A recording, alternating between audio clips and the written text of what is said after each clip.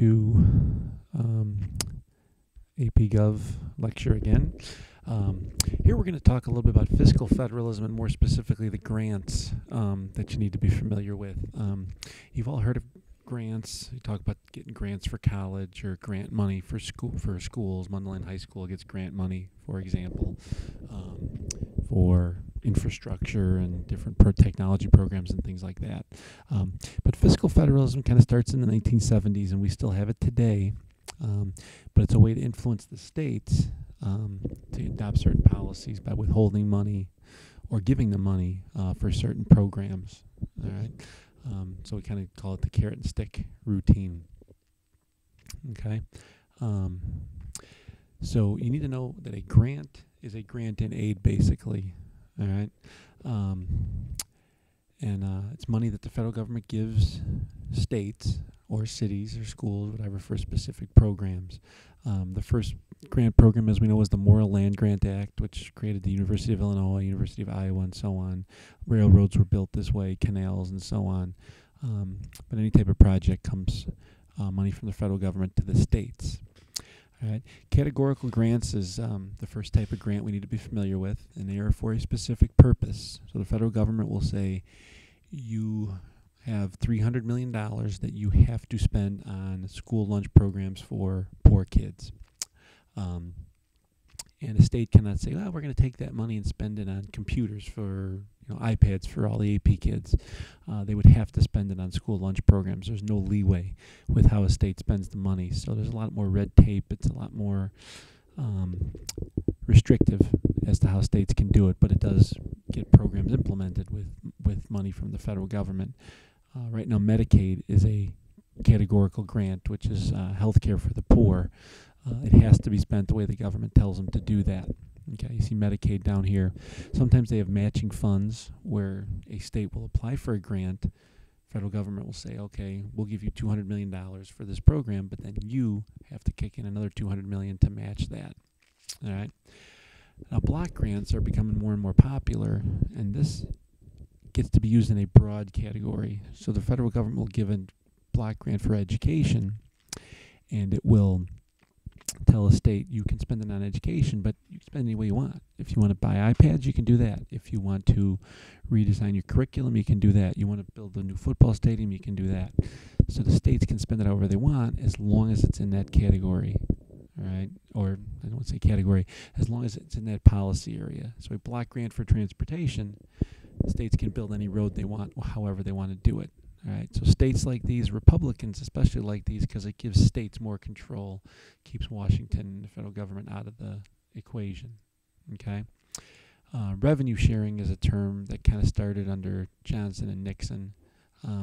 This isn't a grant necessarily, but this is kind of like those matching funds where you get money from the federal government for a program, and you get the matching funds from the feds for the states, and you can spend it any way that you want. Sometimes they call these general purpose grants, and you can see they're kind of eliminated because it really is a waste of money. It's only 2% of the revenues, but a state spends it any way that they want to, and obviously Washington doesn't want to give you money and have you have no control over what you're doing with it.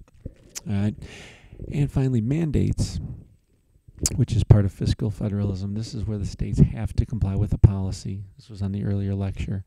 And there's things like the Americans with Disabilities Act that require all public buildings to be accessible for people with disabilities. Right? Now, the problem with this one and many other mandates recently is that they have been unfunded, where Congress will tell the federal government, you have to do this, but we won't pay you the money to implement the program.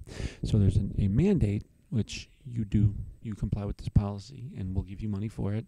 And an unfunded mandate is you have to comply with this policy, but we're not going to give you the money for it. So great example would be if you look around the school, there's the AED, automatic defibrillators, for heart attack victims. That was a law.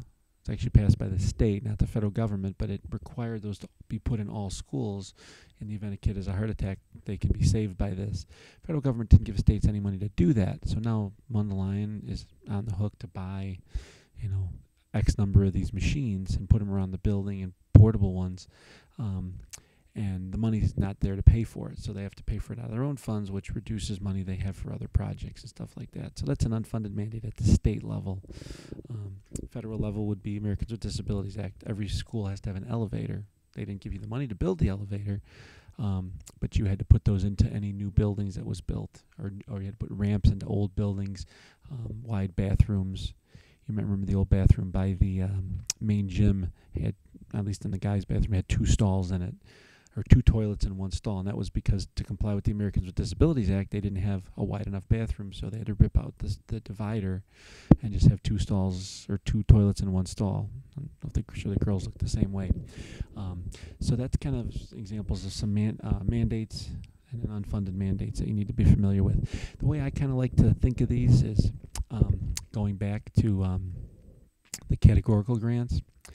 A categorical grant is kind of like getting the Kraft 16-pack of single cheese.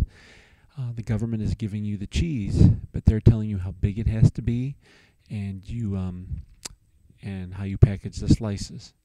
A block grant, just like a block of cheese, the federal government's giving you a whole bunch of cheese. Sorry, I'm a Packer fan, and you have to eat the cheese, but you can cut it any way you want. You can slice it any way you want. You can use any size, give it out any way that you see fit. Okay, so if you think of cheese, that's an easy way to remember it. Block grant is you spend it how you want as long as it's in that area. Categorical grant, they've already sliced it up for you and told you how to spend it. Okay, or another popular example is you go shopping at Hawthorne, Westfield, whatever it's called.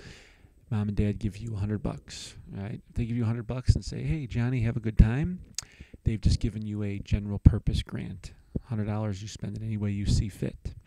All right? If they give you $100 and say, "Go back to school shopping," they've given you a block grant. You could buy a calculator.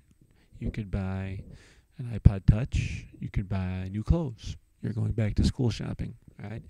And if Mommy and Daddy give you $100 and say, "Johnny, go buy a TI-89 calculator," I think those are the ones legal on the ACT. They've given you a categorical grant. You have to spend it on that calculator. If you don't, they would penalize you or not give you the money or something like that. Okay? So if you have any questions, bring them to class tomorrow. Otherwise, hopefully this gives you a good understanding of grants and is a worthwhile review for you. All right? And this will definitely be on Friday's exam. Stay tuned the next couple days for how to do a free response. I plan to put that up by Thursday as well.